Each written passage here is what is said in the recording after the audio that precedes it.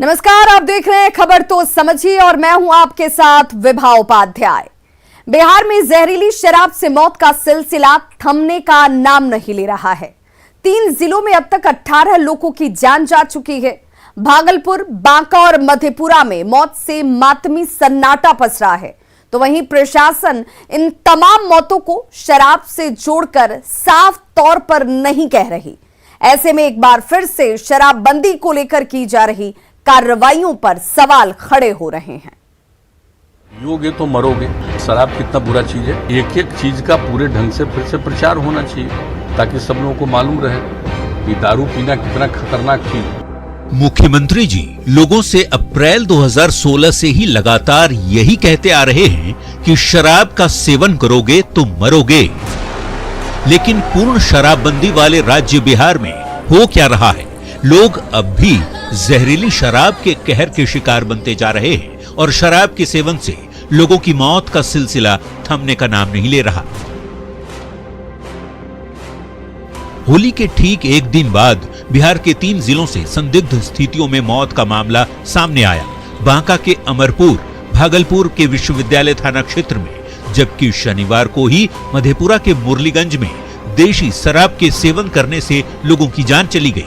परिजन कह रहे हैं कि मौत जहरीली शराब पीने से हुई, लेकिन प्रशासन शराब से मौत की बात को खारिज कर रहा है। क्या है कारण, ये संदिग्ध है और इसका जो भी सत्यापन उपरांत आपको जानकारी मिलेगी। पोस्टमार्टम क्या जाएगी अभी ये हम लोग सत्यापन कर रहे हैं, क्योंकि आप लोग भी देख रहे थे कि हम लोग आने के बाद अभी पहुंचे हैं और यही सब चीजों में व्यस्त आगे की प्रक्रिया में हम लोग लग रहे हैं। ये हाल तब है जब सख्त अधिकारी के पाठक को शराबबंदी का जिम्मा दिया गया है। Drone, helicopter, motor boat, bike से धंधेबाजों पर लगातार नजर रखी जा रही है। शहर से लेकर दुर्गम इलाकों तक पुलिस उत्पाद विभाग की गश्ती बढ़ाने का दावा किया जा रहा है। सीमावर्ती राज्यों के चेक पोस्ट पर आने जाने वाली गाड़ियों की तलाशी ली जाती है, ऐसा दावा है। सीएम नीतीश कुमार लगातार जागरूकता अभियान चला रहे हैं। शराब के सेवन से जिंदगी बचाने की अपील भी मुख्यमंत्री कर रहे हैं। बताया जाता है कि मधेपुरा के मुरलीगंज में होली के दौरान जहरीली शराब पीने से 22 लोग बीमार हुए थे, जिन्हें बारी बारी से मुरलीगंज पीएचसी और निजी अस्पतालों में इलाज के लिए भर्ती कराया गया। 3 मृतक एक ही गांव दिग्घी के बताए जाते हैं। इस मामले में अब तक 10 लोगों को हिरासत में लिया गया है, जबकि बांका के अमरपुर रेफरल अस्पताल में जहरीली शराब के सेवन करने वालों की तबीयत बिगड़ने पर डॉक्टर भी हैरान है और मामले का अब तक खुलासा भी नहीं हो पाया है।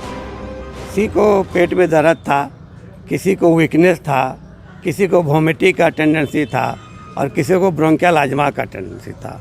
जिसको शक था उसको रेफ़र कर दिया गया, जो मर्सी जिसका इलाज हुआ यहाँ पर, और उसके बाद रास्ते में ही रेफ़र कर दिया गया, तो रास्ते में ही डेथ। भागलपुर में जहरीली शराब के सेवन से मौत के बाद स्थानीय लोगों ने जमकर बवाल काटा और साहेबगंज मुख्य सड़क को जाम कर दिया।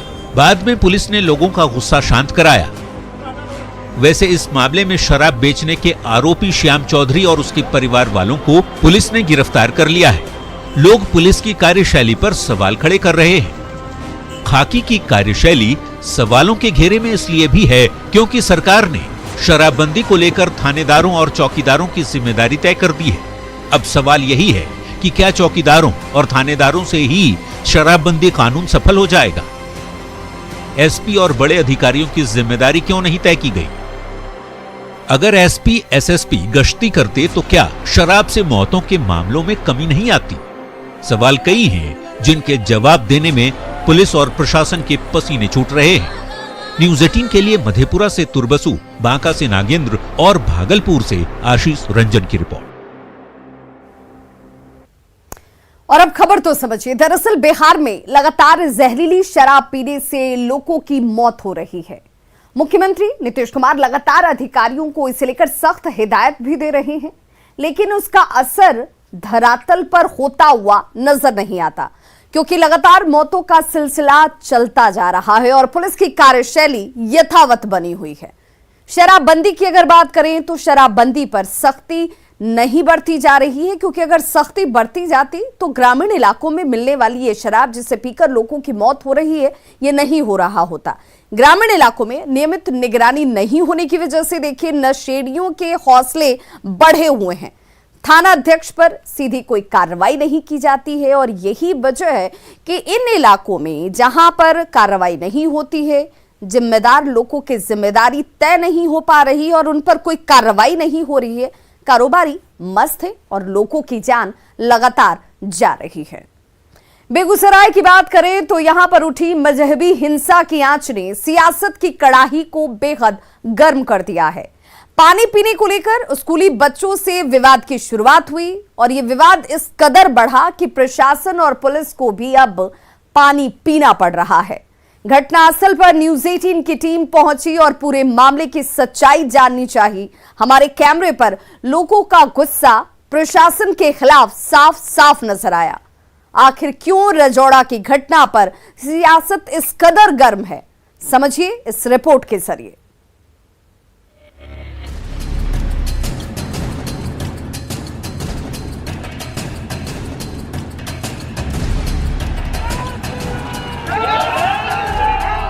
बेगूसराय के रजौड़ा में 18 मार्च को मुस्लिम समुदाय से जुड़े लोगों की ओर से हिंदुओं को निशाना बनाने, चाकूबाजी और मारपीट की वारदात में जहां कई लोग जख्मी हो गए थे, तो वहीं 2 दिन बाद रजौड़ा में सन्नाटा पसरा है।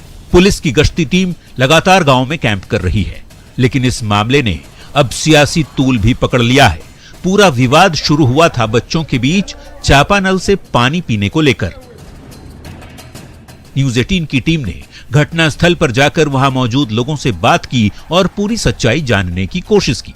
और यही वो चापानल है जो इस विवाद की जड़ है। बताया जैसा जा रहा है कि एक स्कूल का एक छात्र इसी चापानल पर पानी पीने के लिए आया और चापानल में मुंह लगाकर पानी पीने की कोशिश करने लगा। तो चापानल के स्वामी जो हैं उन्हीं के घर के एक बच्चे ने उसे सिर्फ ये कहकर मना किया जो पानी पियो, लेकिन चापाकल में मुंह लगाकर पानी नहीं पियो, क्योंकि वो खराब बात है। उधर से मतलब 60 मतलब मानिए 60-70 गो मतलब एक स्कूल का बच्चा नहीं था, बस वो जो पानी पी रहा था ना वही एक बच्चा था।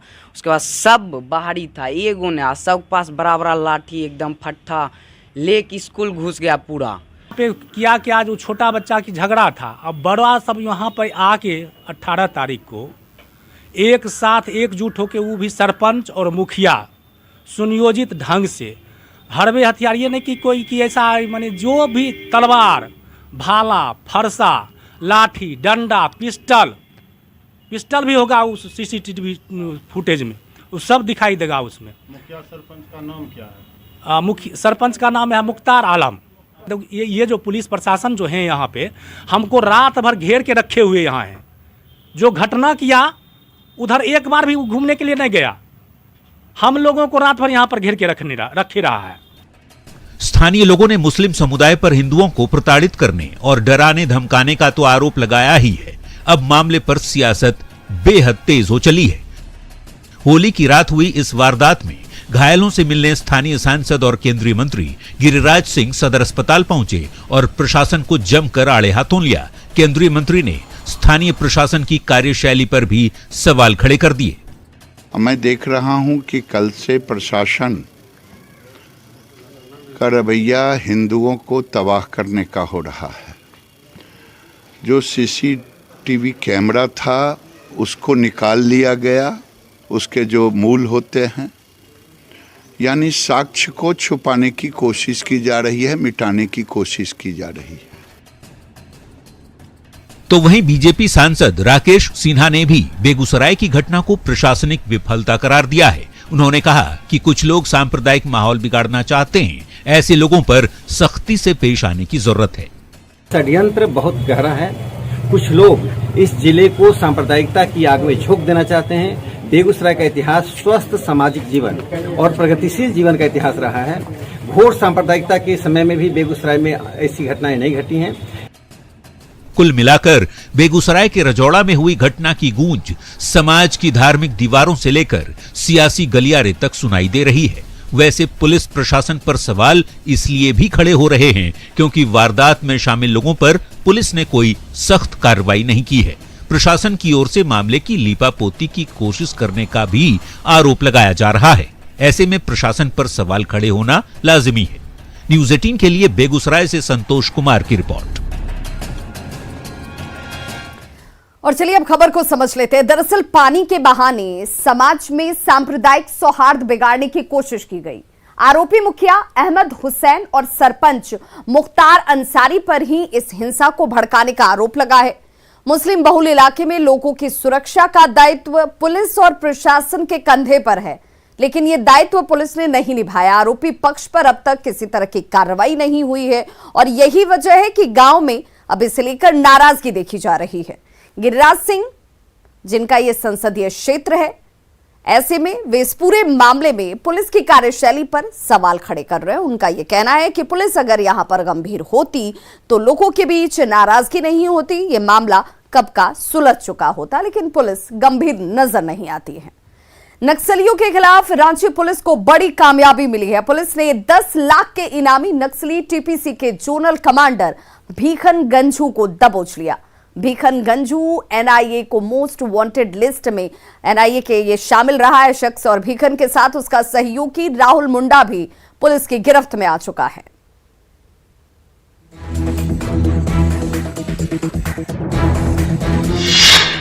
$10 लाख का इनामी नक्सली गिरफ्तार। गिरफ्त में टीपीसी का zonal commander Bhikhan Ganjhu. NIA के वांटेड लिस्ट में भीखन गंझू शामिल। शिकंजे में भीखन का सहयोगी राहुल मुंडा। रांची पुलिस ने टीपीसी के 2 दुर्दांत नक्सलियों को गिरफ्तार किया है। रांची के 15 क्षेत्र से 10 लाख के इनामी नक्सली जोनल कमांडर भीखन गंझू को पुलिस ने दबोच लिया है। गिरफ्तार नक्सली टीपीसी का जोनल कमांडर है। भीखन के साथ उसके सहयोगी राहुल मुंडा भी पुलिस की गिरफ्त में है। दोनों नक्सली रांची को सेफ जोन के तौर पर इस्तेमाल कर रहे थे। टीएसपीसी का जोनल कमांडर भीखन गंझू अपनी पहचान छिपाकर रांची में रह रहा था।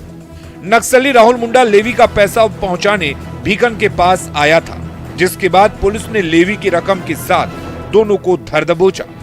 इसके पास से लेवी के 12,32,000 के साथ 7 मोबाइल, 2 राउटर, टीपीसी का लेटर पैड, 1 लैपटॉप समेत कई अन्य सामान बरामद हुए हैं। सुप्रीमो भीखन गंझू अपना स्वरूप हुलिया बदल के रांची के सुदूरवर्ती क्षेत्रों में लगातार एक्टिव है। इसी इंफॉर्मेशन के इंट में सीटीएसपी स्वरूप जी के नेतृत्व में साथ डीएसपी हेडक्वार्टर 1 और डीएसपी साइबर यशोदा साथ ही क्यूआरटी की टीम के द्वारा एक स्ट्रेटजी तैयार की गई और उस स्ट्रेटजी में भीखन गंझू को पकड़ा गया। साथ ही इसके पास एक आदमी की अरेस्टिंग हुई है, राहुल कुमार मुंडा, जो कि इसके पास लेवी का पैसा पहुंचाने आया था। कुल मिला के 12,32,270 रुपया जो लेवी की अमाउंट है उसकी रिकवरी हुई है। इसके पास से जो मोबाइल यूज कर रहे थे लोग अपने लेवी वसूलने के लिए, अपने गैंग को ऑर्गेनाइज करने के लिए, मोबाइल की रिकवरी हुई है, 2 राउटर और साथ ही टीपीसी की लेटर पैड बरामदी हुई है। साथ ही पुलिस को और बहुत सारे साक्ष्य और बहुत सारे दस्तावेज मिले हैं। भीखन गंझू पर 26 संगीन मामले दर्ज हैं। एमसीसी में रहते हुए भीखन पर खलारी में लेवी के लिए पेटी कॉन्ट्रैक्टर की हत्या का आरोप है। भीखन साल 2007 में छुरी कोलियरी से विस्फोटक लूटने की घटना में भी शामिल है। साल 2015 में राजेंद्र राम की हत्या में भी भीखन का नाम सामने आया था। 2017 में कर्माटांड जंगल में प्रदीप महतो की हत्या में भी भीखन शामिल था। साल 2017 में बीजीआर कंपनी के साइट पर विस्फोट की घटना में भी भीखन शामिल था। पत्थलगड्ढा में पुलिस मुखबिरी के आरोप में भीखन पर नागेश्वर गंझू की हत्या का भी आरोप है। 10 लाख के इनामी नक्सली भीखन गंझू की गिरफ्तारी के बाद पुलिस लगातार उससे पूछताछ कर रही है। संभावना है कि पुलिस को अन्य नक्सलियों के संबंध में कई अहम जानकारी मिल सकती है। एनआईए के वांटेड लिस्ट में भीखन गंझू शामिल है। ऐसे में भीखन की गिरफ्तारी नक्सलियों के लिए बड़ा झटका माना जा रहा है। रांची से न्यूज़ 18 के लिए ओम प्रकाश की रिपोर्ट। और अब खबर तो समझिए। दरअसल झारखंड में लगातार नक्सलियों पर शिकंजा कसा जा रहा है। सरेंडर पॉलिसी नक्सल बेल्ट पर इस वक्त बड़ा असर दिखा रही है और यही वजह है कि लगातार नक्सलियों की तरफ से सरेंडर भी हो रहा है। पहले ही कई बड़े नक्सलियों ने आत्मसमर्पण कर दिया है। पुलिस ने लाल आतंक के खिलाफ एक बड़ा अभियान चला रखा है। नक्सलियों की आर्थिक कमर इस अभियान के जरिए लगातार तोड़ी जा रही है, कमजोर की जा रही है। सुरक्षा बल आक्रामक होते जा रहे हैं और यही वजह है कि अब इस काम का असर जो है वो साफ नजर आता है। नक्सली खुद सामने से आकर सरेंडर कर रहे हैं और सरेंडर पॉलिसी के तहत एक बड़ा लाभ इस इलाके में रहने वाले अब लोगों को शांति और सुकून के रूप में मिलने जा रहा है। खबरों का सिलसिला लगातार जारी है। आप देखते रहिए न्यूज़ 18 बिहार झारखंड।